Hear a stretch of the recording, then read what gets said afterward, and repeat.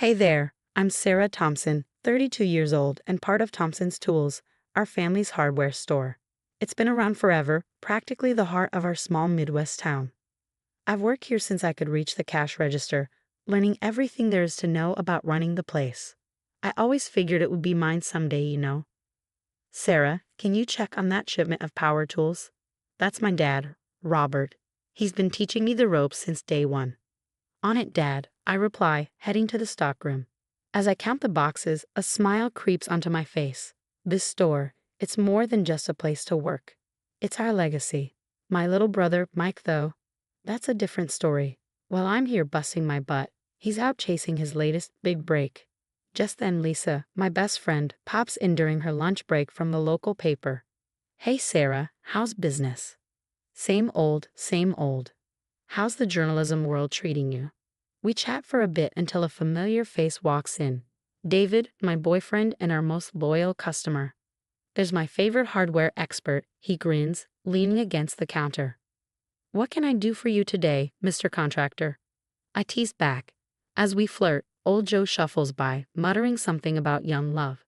Joe's been here since I was in pigtails, practically family at this point. All right, lovebirds, some of us are trying to work here, Joe chuckles. The day moves along with the usual hustle and bustle. But as I'm closing up, I hear Ree's voices from the back office. It's Dad and Mike. You promised this was the last time, Mike. Dad's voice is tense. I know, I just need a little more time. I freeze with my hand on the doorknob. What has Mike gotten himself into now? And why does Dad sound so worried? That night, as I drive home, I can't shake the uneasy feeling. Mike's always been the wild card in the family, but this feels different, more serious. Maybe I'm overthinking it. But deep down, I know this is just the beginning of something big, something that could change everything. Dad had been acting strange for months, always whispering with Mike, brushing me off every time I asked about the store's finances. Dad, can we go over the quarterly reports? Not now, Sarah. I've got it under control. But I knew he didn't. I could feel it. Then came the day that changed everything. I pulled up to the store, coffee in hand, ready for another day. But the lights were off, the doors locked. And there, in the window, was a sign that made my heart drop. Under new management. My hands shook as I dialed Dad's number. What's going on? Why is the store closed? Meet me at the house, Sarah. We need to talk. When I got there, Dad looked defeated. Mike was sitting there too, with a smirk on his face. I sold the store, Dad said, avoiding my eyes. To who?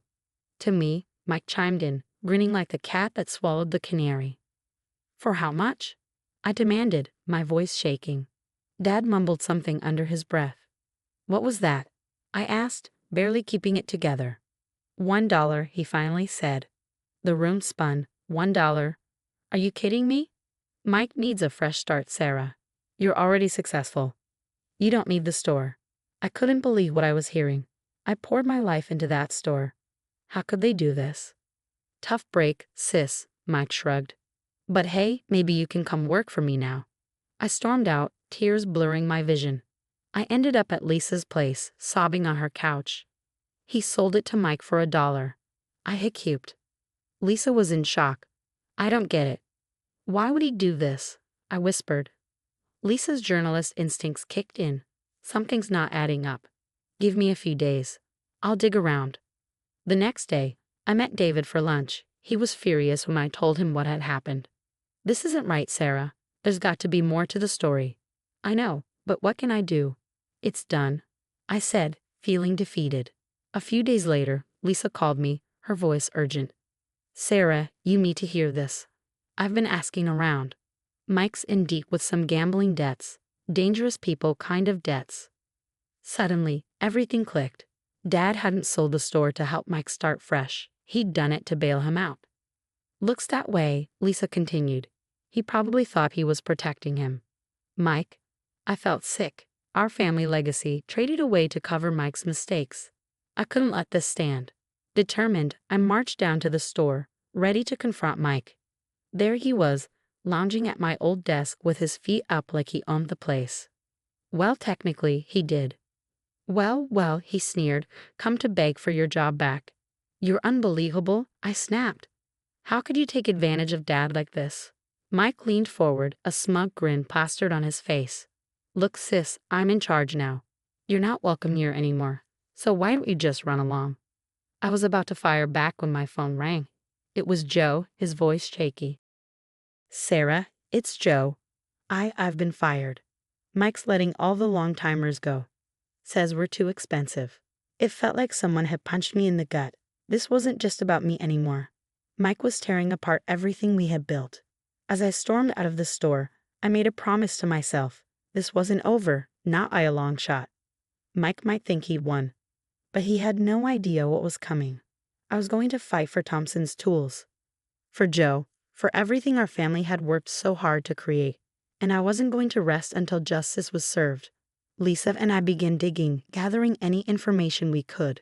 We documented everything, every misstep, every shady deal. Look at this, Lisa said one night, spreading papers across the table. Mike's behind on payments to almost every supplier.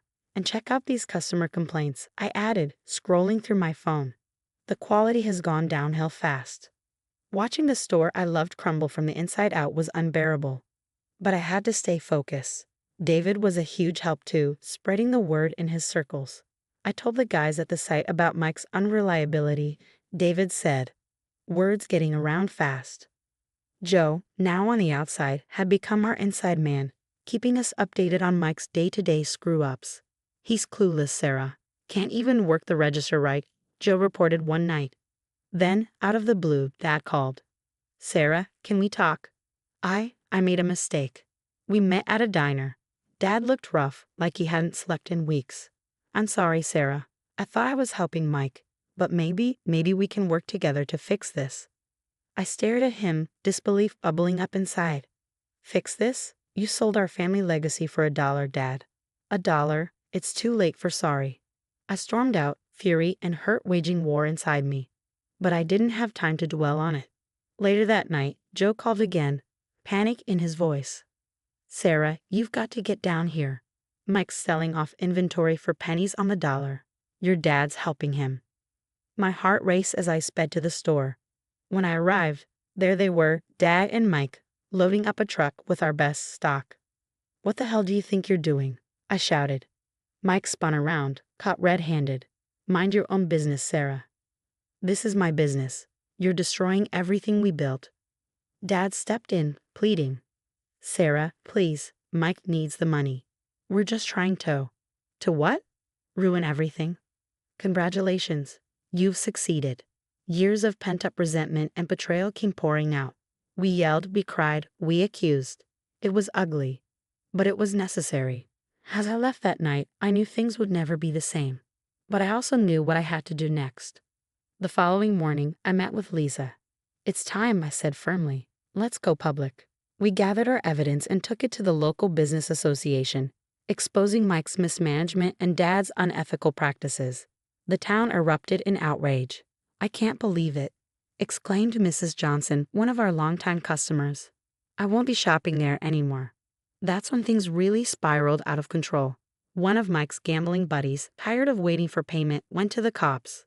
Suddenly, there was a full-blown investigation into Mike's finances and the suspicious sale of the store.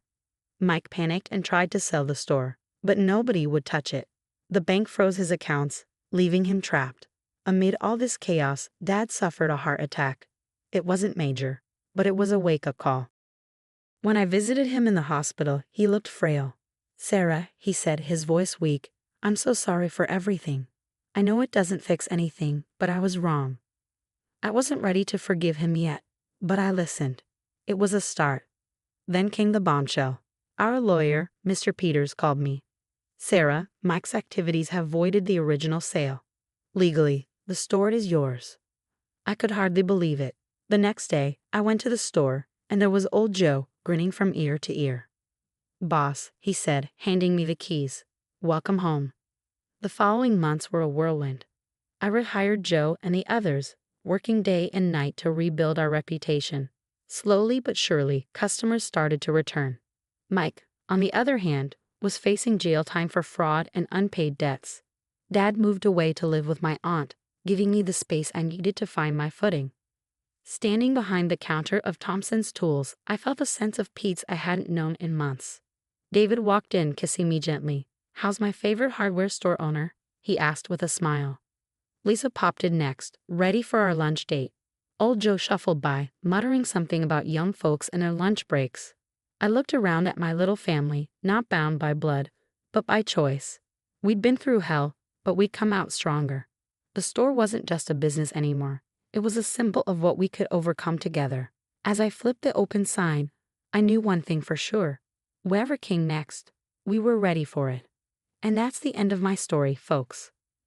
Now I have a question for you. If you were in my shoes, would you have forgiven your father and brother or cut them out of your life completely?